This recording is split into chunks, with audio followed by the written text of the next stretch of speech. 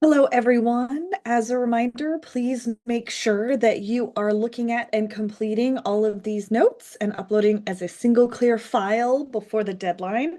I am available for questions if you have them, so please let me know. This next section is actually going to come to you in two parts because I am going to do an intro here and then do an example in a separate video. I realized the last couple of videos have been kind of long, so we'll see if we can't help with a slightly shorter one this time.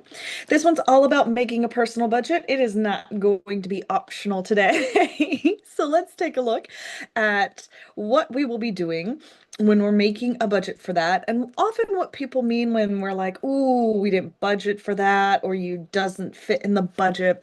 There's a few ways to kind of work around and a few general rules we want to follow. Remember, a budget is a spending plan for money out that doesn't pass money in, which can often be very difficult. If you have a lot of unknowns in either out or in, definitely can have a lot of tricky parts to it, such as, say, a state or a country. Okay, here's a big thing. There are a couple of steps we want to follow when creating a budget. Okay, I do realize that it says five. I've broken it down into even more so that we have a little bit of extra help. Okay, check your expenses. What are things you need to be paying out for? Set your income after taxes. That's a big one. A lot of people set it for their raw income and they forget about things like taxes. Okay. Determine your necessary savings. Okay, necessary savings. Next, you want to cover necessary expenses. Okay, now that's both savings and expenses, kind of from step one, that are necessities. Necessities. Okay. Total your monthly income and your monthly expenses and review. It is important that you often take into account the time it takes to review it and make sure it's good. Make a plan for future expenses. I'm not even going to say expenses and savings. A lot of people forget that their savings are actually necessary expenses that you want to be making. Okay? Use your budget to make your plans and adjust for any changes. Okay? Oftentimes, different times of the year are going to have different expenses, particularly in my case around the holidays. A lot of expenses tend to go up. Summertime, some of my expenses go up, and my income, available income, does tend to go down. So I've got to adjust for those. Okay. What are some of the biggest demands on your budget? I hope we've had a chance to kind of talk about this a little bit in class, but there are a couple of big ones we want to make sure that we always include that can really affect us a lot. And that's things like rent, food, transportation,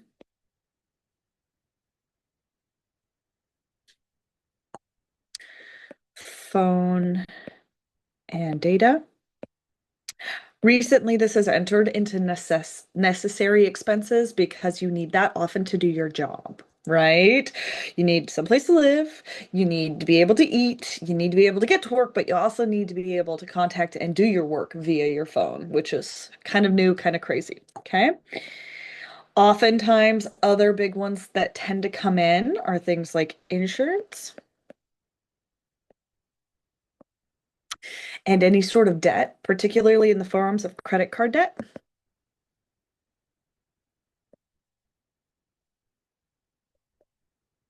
We will actually be talking more in depth about that here in a few minutes. Okay. So biggest demands, I think live here. Okay. Now there are definitely other things that can affect your job as well. If you are a contractor, you need raw supplies, you need to budget that in. If you are an influencer, perhaps you have to pay for social media accounts or certain types of subscriptions. Like those are things that have to happen. And those are person by person. Okay. What are some unplanned expenses that can hit our budgets hard? There are definitely some things you want to keep in mind. What happens if you have sudden medical bills?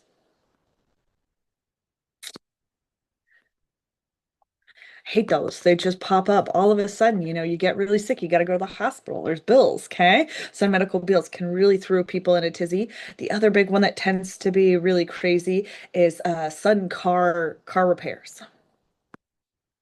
Now, why do I say sudden? I know that my car is kind of expensive to get the oil changed. That's not a sudden repair. That's something I have to plan for every 10,000 miles, right? But if you're in a fender bender, sudden cars repairs, those definitely need to happen. Okay.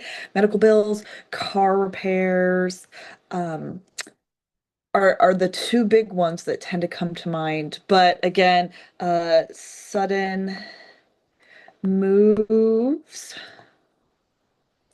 You have to move. If you're renting and you're like me, you could have like 2 months notice and you gotta go. Okay.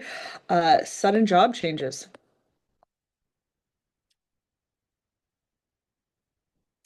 can all be really big unplanned hits on our budget. Okay. There are others, obviously, but these are some that I kind of want to keep in mind and talk about as we go through. Okay. So, budget philosophy. This is still interestingly kind of often used when planning out and trying to prepare for what's called a healthy budget. And a healthy budget, it's called the 50/30/20, but isn't always realistic. Okay. 50/30/20, if you check that out, if you do 50 plus 30, you get 80 plus 20 more makes 100. So it's based on 100% of your income or 100% of your available monies. I shouldn't say income because, again, you want like post taxes, right? This philosophy dictates that 50% goes to necessities, 30% goes to like wants, needs, extras,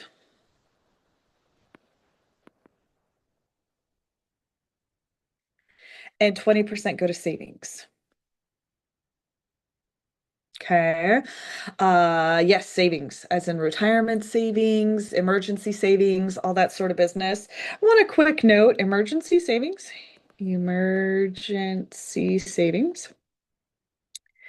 should be about 6 months of expenses.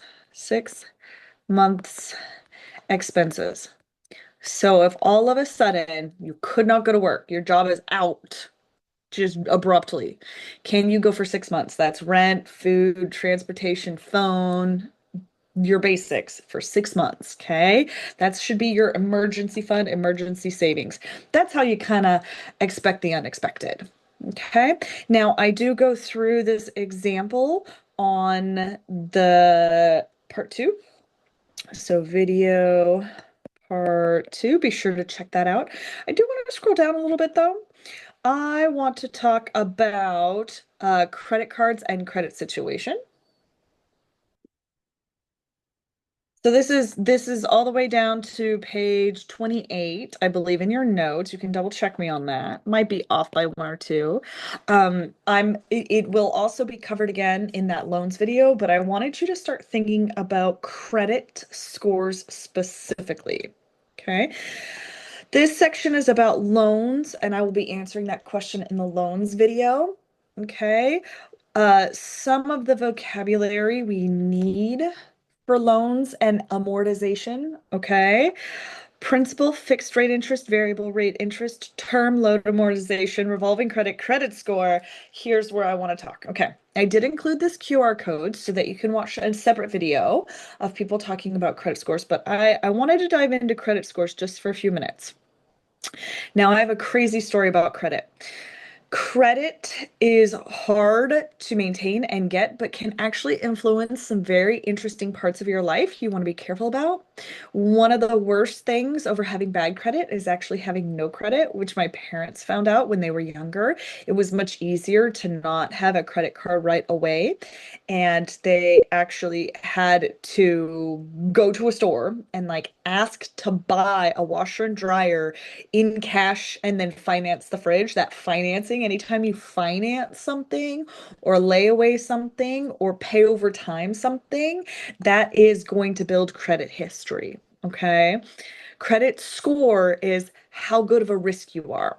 And it's a number between 300 and 850. Most people do believe that anything 700 or above is doing really good. Some things are actually only available with higher levels of credit. Okay, certain types of loans, certain interests, certain even housing. My current apartment, I'm pretty sure I got because I had good credit over other people. Okay. Payment history is an influencer of your credit score. How well have you racked up credit and then paid it off ahead of time or on time? Okay. No late payments. Payment history, one of the big things. The next one is actually credit utilization. You actually want to use at any given time less than 20% of your available credit. Had some friends who went on vacation. They used like 30% of their available credit card, right? They didn't max out their credit card, but they used a lot on it. And then they looked at their credit score and their credit score went down. They immediately paid it off. Within a month, it was back to normal. Okay. So actually using less than you have is ideal, which can be tricky as well. Oftentimes, people may want to carry a little bit higher maxes on their credit cards as long as they're using less than that 20%. Length of credit history, how old? How old are your credit cards? How old are your payments? How long have you been able to keep them up successfully? It is an average, which I find very interesting. I think I have like a 12-year average on my different credit lines. So it's getting there. It's not great, but it's getting there. Credit mix is interesting too. Do you have some credit cards, some loan history, some payment history, maybe something else involved? Credit mix can also up your credit, which is a little bit curious. You want to be careful about that. The big one is actually new credit, especially if you're talking about credit checks. Credit checks, which often come with new credit. Credit checks, if you do more than three within a time period, it can actually ding your credit. It can be really, really hard on your credit. So, credit score, credit cards are a huge thing I like to talk about. I will probably talk more about it in class, but I wanted you again to start thinking about and considering, do you know your credit score? Do you have credit? Have you thought about establishing credit? Does your credit card have other types of fees and things that make it not as great of a credit card? All those things are something to think about. Go ahead, double check this, and then I will also have that loan video for you ready in class. Have a great day.